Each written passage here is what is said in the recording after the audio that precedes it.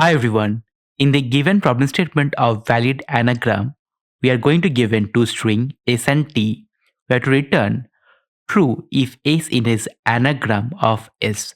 Anagram is basically a word which can be found by rearranging the characters of a different word.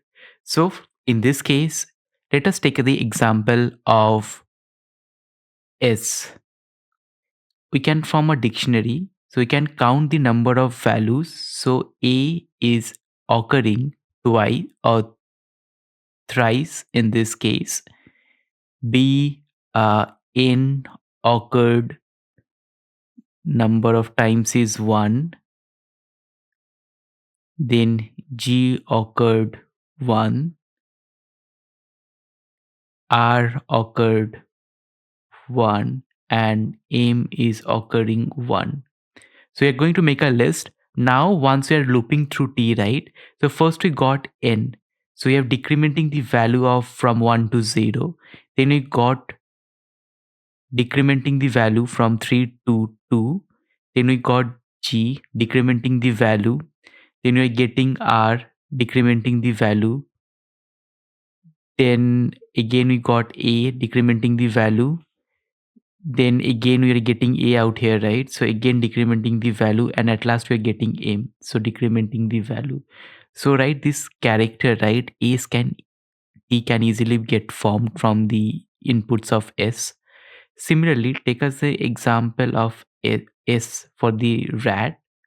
So r, right, has one character, a has one character, and t has one character. So for the first one, C, right? C does not exist in this ace, right? So we can easily return false for this case because the car is not an anagram of rat. Now let us quickly jump to the Python solution for the valid anagram. Now let us create or check if the length of S is similar to the length of T. So if in case they are not similar, then we can return false. Return false. Now we are going to have a dictionary, a empty dictionary for now. So now we are going to loop through. So for I in range 0 to length of s, if s of I not in dictex, then dictex of s of I is going to be 1, else dictex of s of I, if it's already existing, then we're going to increment by +1. Now we're going to do the same thing. So for I in range 0 to length of t in this case, but both of them are same, so it does not matter.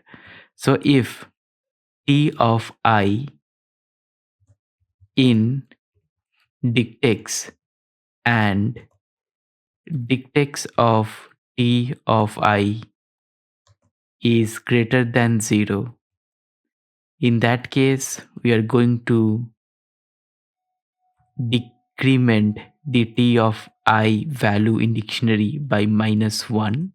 So we are using up that word. And now else we are going to return false. And if this loop is getting executed successfully, then we can say, right, the word has been formed and all the words have been used up, so it's a valid anagram. So we can return true. Now if I run the code, let me run the public test cases first.